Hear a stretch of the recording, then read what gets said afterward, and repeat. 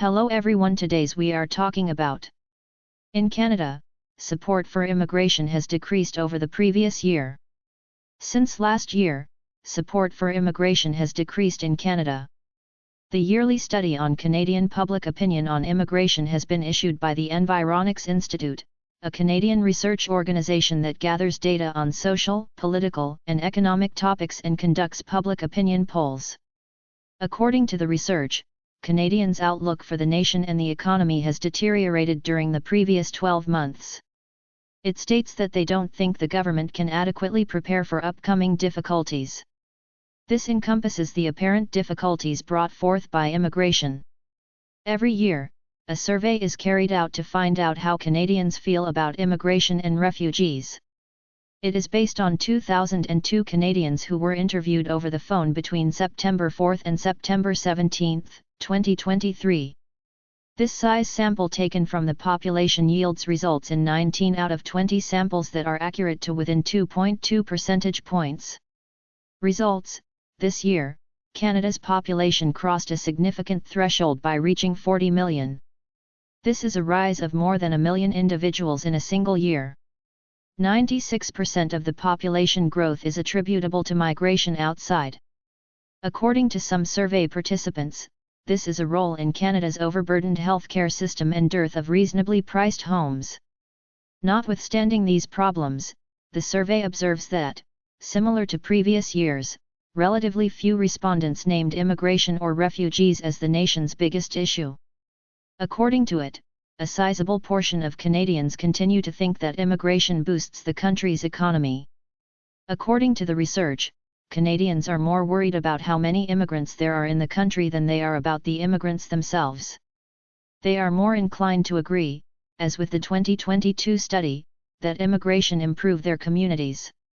Environics comes to the conclusion that media narratives about a housing crisis, rather than local developments or first-hand experience, are more responsible for Canadians' current worries about immigration's impact on housing. Excessive immigration. In response to the question, 4 out of 10 respondents very or somewhat strongly agreed that immigration to Canada is excessive. This represents a 17 percentage point increase above the figures from 2022. From a different angle, though, that indicates that 6 out of 10 did not feel that way.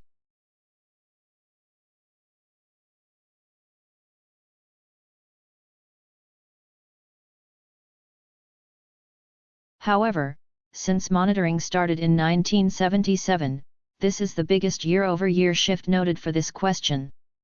The responders from Ontario showed the most shift, with 50% of them now agreeing with the assertion. Men, first-generation Canadians, Canadians in the highest income categories, and British Columbia all showed comparable findings. Furthermore, it was found that 64% of homeowners who are concerned about their property's affordability are probably in agreement that there is too much immigration in Canada. Statistics are influenced by politics as well.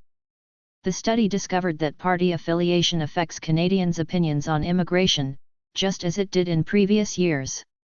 For instance, the percentage of Conservative Party supporters who think there is too much immigration is 64%, up 21 points from the previous year, yet it is only up 11 points to 29% among Liberal followers and 9 points to 21% among NDP supporters.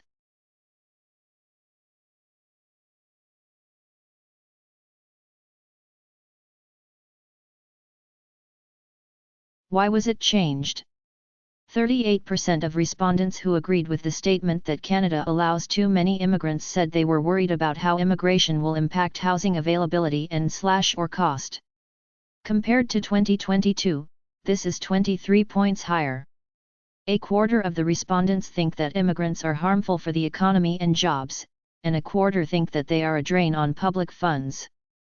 Some worry about overpopulation, 19%, while 10% think the government is handling immigration poorly. Notably, a higher percentage of Canadians, down from 16%, in 2022 thought that immigration posed a danger to Québécois or Canadian culture, identity, and values. Few people were found to be against the amount of immigrants attending Canadian universities and colleges as students or to think that immigrants pose a threat to public health or security. Aid for Immigration Studies. In response to the question of whether Canada needs more immigration to grow its population, 47% of respondents agreed and 47% disagreed. This is the first drop in agreement since 1993 and indicates a reduction of 11 percentage points since 2022. The province of Ontario, Canadians in the highest income category, both down 18 points, and first-generation Canadians, down 16 points, showed the greatest fall in support for allowing more immigration. People who reside in rural areas, are from Alberta, have no post-secondary education, and support the Conservative Party are also less likely to think that immigration is necessary for Canada. Immigration and finance. The majority of Canadians believe that immigration boosts the country's economy. However, the statistics suggest that there is a little less trust in immigration's beneficial economic impact than there was last year.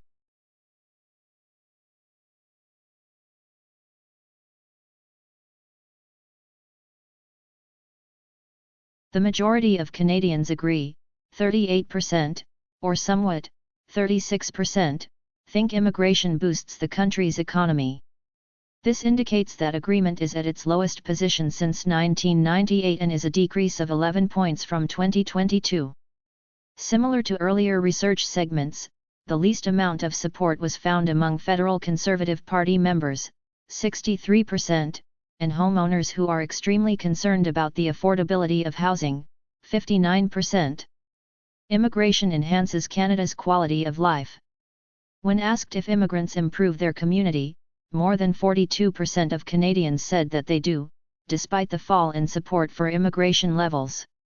Supporters claimed that this was the case because they recognize the significance of immigrants' contributions to variety and multiculturalism, as well as their assistance to the local economy and population growth.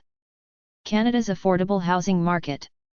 The research is released at a time when the affordability issue is plaguing most of the world, including Canada. This especially applies to housing. According to the Canadian Real Estate Association, the average cost of a home in Canada has risen to $650,000. Comparing the results to the 2022 report, almost 70% of Canadians said they disagreed or strongly disagreed that immigration numbers in Canada were too high. This was the highest level of support for immigration since the annual survey's inception 46 years prior. In addition, just 15% of respondents to the 2022 Environics survey said they thought immigrants were raising the cost of homes and making them unaffordable for other people. More Canadians are increasingly linking immigration to the housing situation, according to Environics 2023, but very few see this happening on the ground in their own communities. Rather than being a result of more immigrants moving into local areas, the Institute thinks that this response is more closely related to a larger problem of low economic confidence. Levels of immigration plan for 2024-2026. Every year, Immigration, Refugees and Citizenship Canada, IRCC, publishes an immigration levels plan that lays out goals for the number of people admitted to Canada as permanent residents over the next 3 years. On November 1, at the latest, the levels plan for 2024-2026 is anticipated to be unveiled. In order to prepare ahead and make sure that there is enough infrastructure in place to provide immigrants with the support they need, such as housing, healthcare, and settlement services, the Canadian government sets immigration objectives. All the while juggling the demands of the existing Canadian population. IRC set Canada's highest ever immigration objectives in the 2023-2025 plan, with plans to admit up to 500,000 new permanent residents annually by the end of 2025. Immigration Minister Mark Miller stated to Bloomberg News in August that he does not believe the objectives for 2024-2026 would be less than they are at the moment. The minister believes that immigration is a vital instrument for bolstering the Canadian economy. According to census data from 2021, immigrants make up 23% of Canada's population. By 2041, this number is expected to climb to 34%. We appreciate your participation as we looked at how immigrant support is changing in Canada. It is crucial to comprehend these shifting dynamics in order to influence future legislation and promote inclusive societies. For further information and updates on this vital facet of Canadian society, stay informed. That is over today in video. Thanks for watching entire video. Hopefully information useful to you. See you later in next video.